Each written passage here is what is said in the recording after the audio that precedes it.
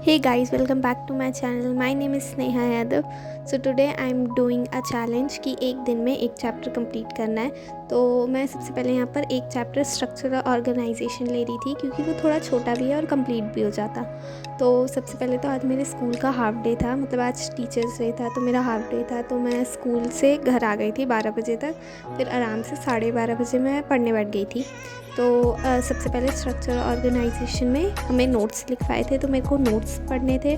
उसके बाद मेरे को एनसीईआरटी भी पढ़नी थी, जिसके बाद मेरे को मॉड्यूल भी करनी थी, मतलब मॉड्यूल में नोट्स भी होते हैं। उसके बाद मॉड्यूल में टॉपिक वाइज क्वेश्चंस भी होते हैं, तो मेरे को वही करने थे क्योंकि बाकी के जो क्वेश्चंस थे वो सारे टिश्यू वगैरह पे थे और एक कॉकरोच था। तो अभी मैं स्कूल के लिए याद कर रही थी, तो मैंने वो दोनों छोड़ रखा था।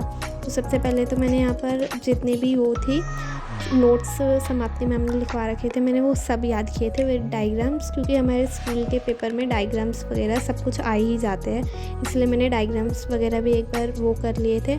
उसके बाद मैं यहाँ एनसीईआरटी रीड कर रही थी।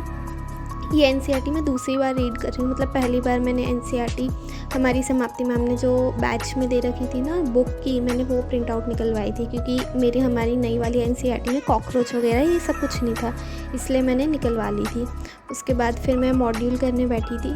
उसके बाद मैंने मॉड्यूल में जो स्टार्टिंग का पार्ट दिया होता है जिसमें एनसीईआरटी के फिलअप्स वगैरह होते हैं और सारा लिखने का और याद करने वाला होता है, वो मैंने करना स्टार्ट किया था। मतलब रीडिंग सेशन जो होता है उसमें भी मैंने उसी से स्टार्ट किया था क्योंकि चीज़ें बार बार रिवाइज़ होती रहती है। तो मैं है ना अपना लिख के ही पहले चेक करती रहती हूँ, मतलब लिखने के बाद मैं देख लेती हूँ कि मैंने सही लिखा है या नहीं तो फिर लिखा रह जाता है तो मुझे पता नहीं चलता है। इसलिए मैं जो एनसीईआरटी के फिलअप्स इसमें दे रखे होते हैं टॉपिक वाइज या उस पर, मैं वो भी कर लेती हूँ।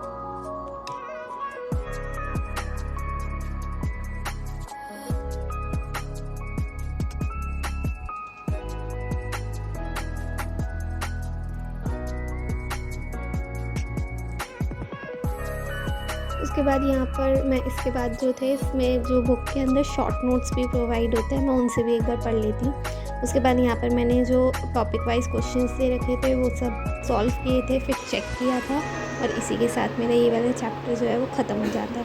मतलब मैंने आपको दिखाया एक बार में, लेकिन ये ख़त्म रात के 7 बजे तक हो गया था। तो here is a challenge for you guys कि मेरे बर्थडे तक हम 100 सब्सक्राइबर्स जो है वो हिट कर लेंगे। So subscribe.